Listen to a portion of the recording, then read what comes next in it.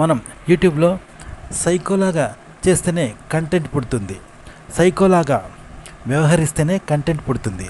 సినిమాల్లో క్యారెక్టర్స్ వాళ్ళు మాట్లాడే తీరు, వ్యవహరించే తీరు కూడా సైకోలాగానే ఉండి మనకు ఎంటర్టైన్మెంట్ అనేది అవుతూ ఉంటుంది. మీరు గమనిస్తే కామెడియన్స్ క్యారెక్టర్స్ అన్నీ బయట వాళ్ళకంటే భిన్నంగా మాట్లాడతారు, చూసారా?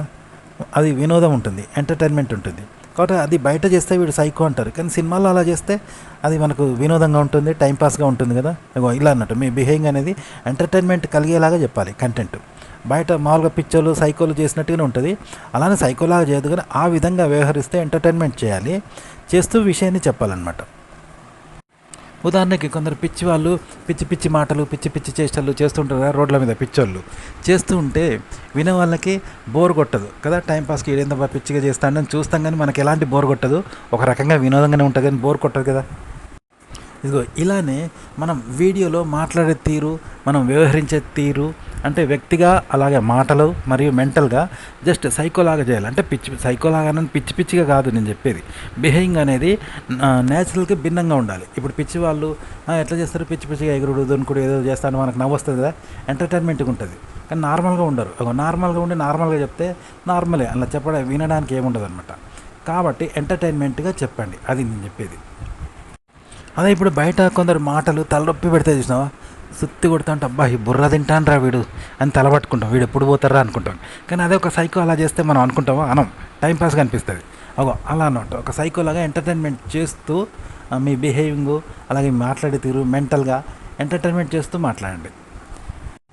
అలాగే కంటెంట్ క్రియేట్ చేయడం కూడా ఇలాగే చేయాలి, ఒక సైకోలాగా ఉన్నది ఉన్నట్టుగా చెప్తే వినే వాళ్ళకు బోర్ కొడుతుంది, మనం చెప్పడానికి కూడా ఏముండదు.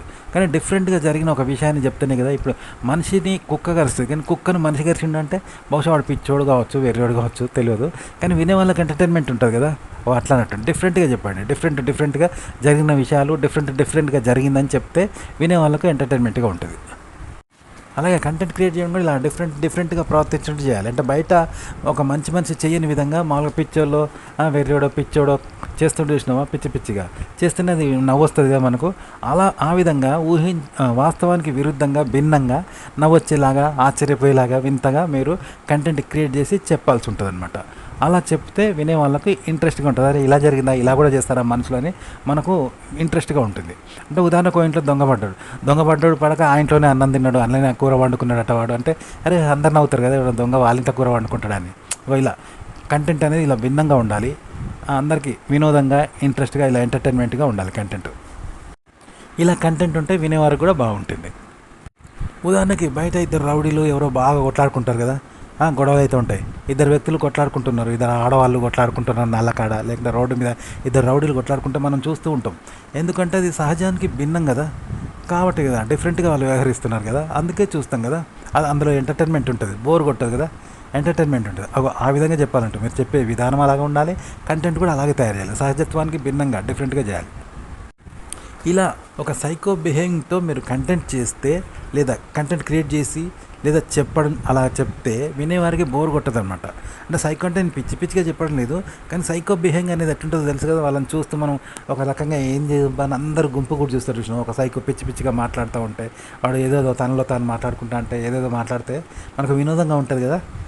అలా ఉండాలన్నట్టు వినేవారికి. అంతేగాని ఉన్నది ఉన్నట్టు చెప్పి ఉన్నది ఉన్నట్టుగా ఒక మామూలుగా వ్యక్తి నడుచుకుంటూ పోతే ఎవరు చూస్తారు, ఆడేముండదు. కానీ సైకో మాట్లాడే తీరు భిన్నంగా ఉంటుంది, వాడు వ్యవహరించే తీరు భిన్నంగా ఉంటుంది కదా. మీరు చెప్పే విధానము, మీరు చెప్పే తీరు, అలాగే కంటెంట్ యొక్క తీరు కూడా, క్రియేట్ చేసే తీరు కూడా అలాగే ఉండాలి. డిఫరెంట్గా ఒక సైకో చేస్తే ఎలా ఉంటుందో అలా ఉండాలన్నమాట. అలా ఉంటే వినేవారికి బోర్ కొట్టదు, ఇంట్రెస్ట్గా ఉంటుంది. అలాగే కంటెంట్ ఎలా చెప్పాలంటే ఉదాహరణ చెప్తాను. ఒక స్త్రీ ఏం చేసిందంటే మాస్టర్బేషన్ చేసుకుంటూ ఉంటుంది. ఇలా ఒక వంకాయతో చేసుకుంటుంది. అప్పుడు అలా చేసుకున్నప్పుడు తాను ఆనందం పొందుతుంది, ఆనందిస్తుంది. కానీ వంకాయకు ఆనందం కలగదు, వంకాయకు ఆనందం కలిగించదు కదా. అంటే ఒక స్త్రీ మాస్టర్బేషన్ చేసుకుంటూ ఉన్నప్పుడు వంకాయకు ఆనందం కలిగించదు, వంకాయలో ఆనందం కలగదు. కేవలం స్త్రీ ఏం చేస్తుంది, తన స్వార్థం కోసం దాన్ని వాడుకుంటుంది, తాను ఉపయోగించుకుంటుంది తప్ప వంకాయకు ఎలాంటి ఆనందము కానీ సంతోషం కానీ కలగదు, కలిగించదు, త్యాగం చేయదు, తన స్వార్థం కోసం వాడుకుంటుంది కదా. ఇలాగే మీరు చెప్పే కంటెంట్ కూడా ఆడియన్స్కి ఉపయోగపడాలి, మీ కంటెంట్ను వాళ్ళు ఉపయోగించుకోవాలి. అంటే ఆడియన్ అనేవాళ్ళు ఒక స్త్రీ అనుకుందాం, ఇక్కడ వంకాయ అనేది మీ కంటెంట్ అనమాట. దాన్ని వాళ్ళ ఆనందం కోసం వాళ్ళు ఉపయోగించుకుంటారు. అవి అలా అన్నమాట. వంకాయ అనేది కంటెంట్ అయితే అది మీ స్వార్థం కోసం, మీ గొప్పతనం కోసం, మీరు సెలబ్రిటీ కావడం కోసం, మీరు మిమ్మల్ని ఎక్స్పోజ్ చేసుకోవడం కోసం చెప్పకండి. వాళ్ళ స్వార్థం కోసం, వాళ్ళ ఆనందం కోసం వాళ్ళు ఉపయోగించుకునేలా మీ కంటెంట్ ఉండాలి, అంతవరకే.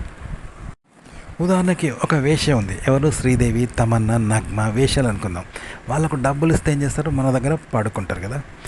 ఇక్కడ కంటెంట్ అనేది, లేదా యూట్యూబరు కంటెంట్ అనేవాడు వేశ్య లాంటి వాడు. అంటే ఒక నగ్మ లేకపోతే తమన్నా అందమైన హీరోయిన్ అనమాట. ఆ హీరోయిన్కు డబ్బులు ఇస్తే ఎవరి దగ్గర అంటే పడుకుంటారు. వాళ్ళను వాడుకొని అనుభవించి ఎంజాయ్ చేస్తారు కదా. అంతేగాని మనకు ఎంజాయ్మెంట్ ఇవ్వరు, వాళ్ళు ఎంజాయ్ పొందుతారు కదా. వాళ్ళని చూసి ఒక కంటెంట్ అలాంటిది, ఒక వేష లాంటిది, ఒక స్త్రీ లాంటిది. ఆ స్త్రీ డబ్బులు తీసుకొని ఏం చేస్తే తన ఒళ్ళు నమ్ముతుంది, వాడు ఎంజాయ్ చేస్తాడు. ఒక కంటెంట్ అలాంటిది. అలా చెప్పండి.